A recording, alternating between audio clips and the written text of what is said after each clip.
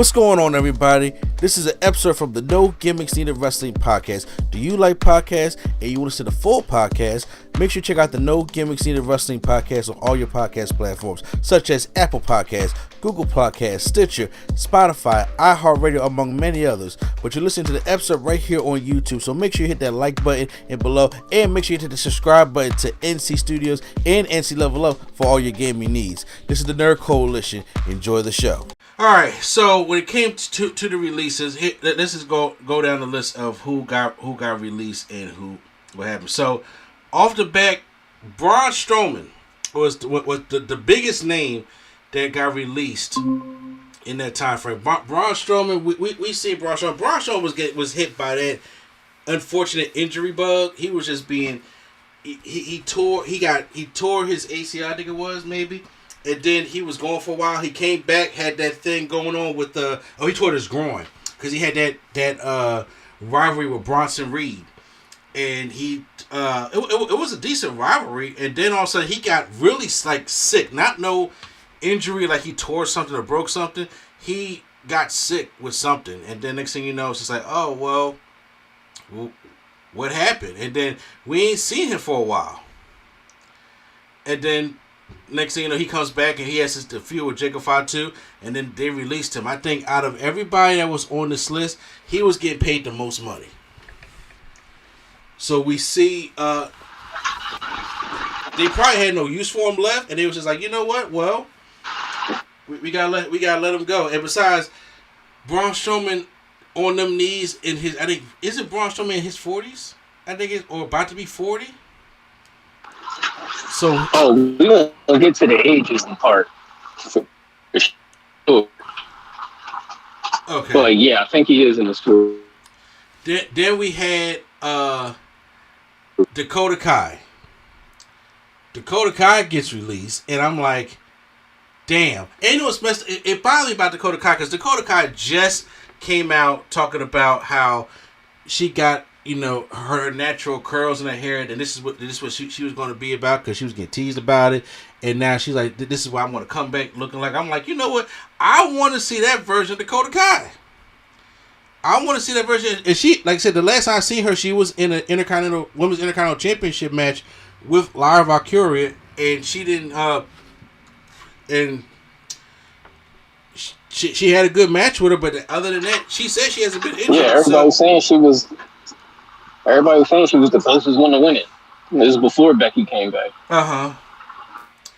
And so I was just like, okay, well, but I was looking forward to her come back, and then I'm like, she gets released. I was like, oh damn, come on, WWE. I was like, but she kicked the can on that one. Then we had Shayna Baszler.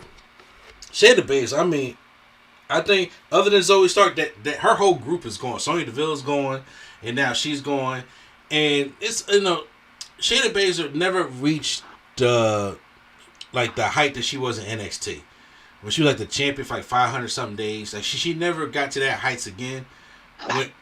When she dominated the Elimination Chamber and Becky wanted her to win at WrestleMania 36, but Vince didn't, tried to turn her into a vampire. She never recovered from that. She never recovered from being a badass from that. And Shayna Baszler is like in her 40s also. And I was like, I like Shayna Baszler, but once again, she wasn't doing anything, and they didn't value her that much. And once again, all the things I'm saying is, I'm not saying I value people losing their jobs. I'm just stating the obvious of why WWE probably would have let them go. But you know what release bothered me the most? Shayna needs to go to AEW and Shayna go with the Death Riders. Honestly, I feel like she fits there better than what she was doing with this Pure Fusion Collective. Yeah, they already got one of the MMA horsewomen over there with Shafir, so why not? I don't mind her going to AEW. I don't mind her teaming up with Shafir. Fuck the Death Riders. That shit got to go. Like that storyline needs to go. I don't mind shit in AEW. I don't mind her team with I feel like she'll do. Yeah. But the skinheads, they got to go. I'm over the storyline. I was already pissed about it. When they screwed Swerve over. I'm like, He is really sitting there. Tony Khan is really sitting there waiting for Darby to get off the fucking mountain to come back and take this championship in July. That's what they waiting on. Which is that's insanity. That's insanity. You got me waiting on. That's insanity. Not for no fucking Darby Allin. Like, I know he's a babyface. I'm glad he's a fan favorite, and I think you feel so he's gonna go up top of that mountain and plant that AEW flag if he makes it. Okay, if he makes it, there are still hundreds of thousands of people that's up there dead, and they can't get to him, and they still up there. If he makes it, so that's a huge ass gamble. That I guarantee you, I wouldn't take. First of all, I wouldn't let him climb the mountain in the first place. So, hell no, Vince. See, Vince is a piece of shit. Like we already know that. He is not like. What you mean you're going up Mount Everest? Then you gotta work. No, you're not going to Mount Everest. No. He said no. Get your ass down. Yeah. You can go to. We not responsible for that shit. But do you know what the release that really bothered me? And that was the release of KC2, Kaden Carter and Katana Chance. That release bothered the fuck out of me. I was like, why did it bother you? Huh? Why did it bother you? Because here's the thing: they were the only tag team in the women's division. Well, let me just tell you this. You know Triple H is in charge. Okay. Exactly. He don't know how to book women, so he don't care. Then send them back down to NXT. I wish that they would have actually had a chance to be like a good actual team because they were actually a team together. But obviously, we know Triple H can't book women to save his life. So the ones that are actually could be useful, he's like, oh, I don't need them. I can just make up a team and call it a day. Because no disrespect, but all the disrespect, B-Fab and MANIA is not going to be the team that KC2 was because they were actually a team. They actually had tag team offers. They flowed like a team. And I'm like, if you're going to have these tag team titles, that's what I'm saying. If you're not going to do, fine. If you're not going to do a tag team, if you're not going to do a women's division with all this stuff, then stop getting rid of tag teams. I'm going to just jump the line real quick because you got rid of Jakara Jackson too. That was the dumbest.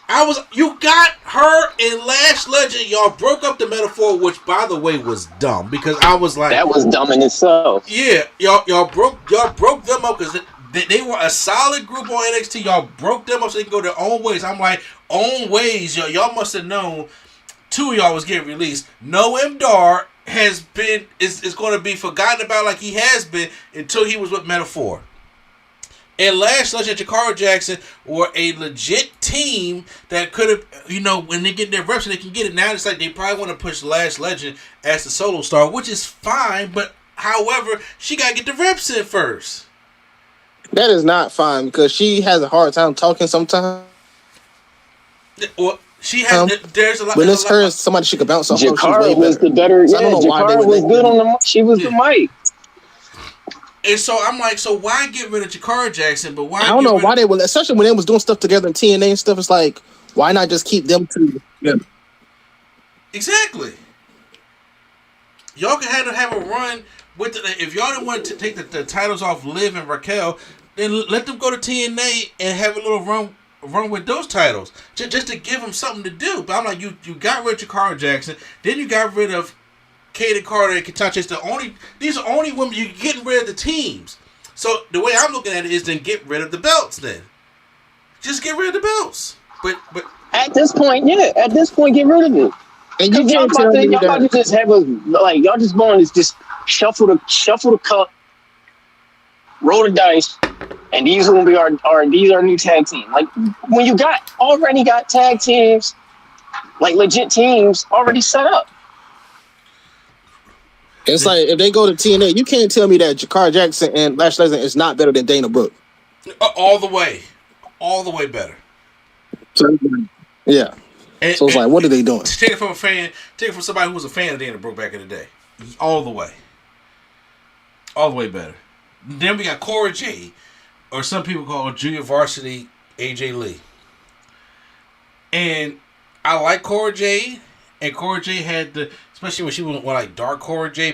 I'm talking about when she was done with the skateboard and shit. When she was, dark Cora J, it was cool. But she was in a land of, it's gonna sound bad, but people who just work better than her. It was just, I was like, she gonna get lost in the shuffle a little bit. Yeah, and she was pretty injury prone too. Yeah, she was injury prone also. Gigi Dolan had a background. She was Priscilla Kelly on the Indies, and she came with Gigi Dolan with Toxic Attraction. But once that broke up, they never really found a prominent role for her. I thought she was with She was with Tatum Paxley. Yeah, she was there. They were in the middle of a feud. Wait. I'm listening. Go ahead. Wait, real quick. Wasn't her and Tatum and Cora J was with Roxanne? No. Cora J was with Roxanne, and then Tatum Paxley was with Gigi Dolan, and it was before she was with them. It was three of them, right? I thought it was Roxanne. It was Gigi, Lacey Lane, and somebody else. But this was after Mandy Rose, because remember it was them two and Mandy Rose. Then Mandy Rose got fired. Then Lacey Lane or JC Jane, whatever her name is, betrayed. She turned on Gigi. So, but one of them didn't. I thought it was. I don't know why I remember it was like Roxanne and two other people, but it could have just been a tag team.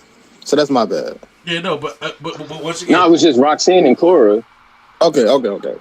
Gigi's gone, and that's like I said, I've grown on. I've grown. And Shotzi's gone. Tatum Paxley, the only one of her tag team left. Is that it? Shotzi gone because Shotzi came on after this list.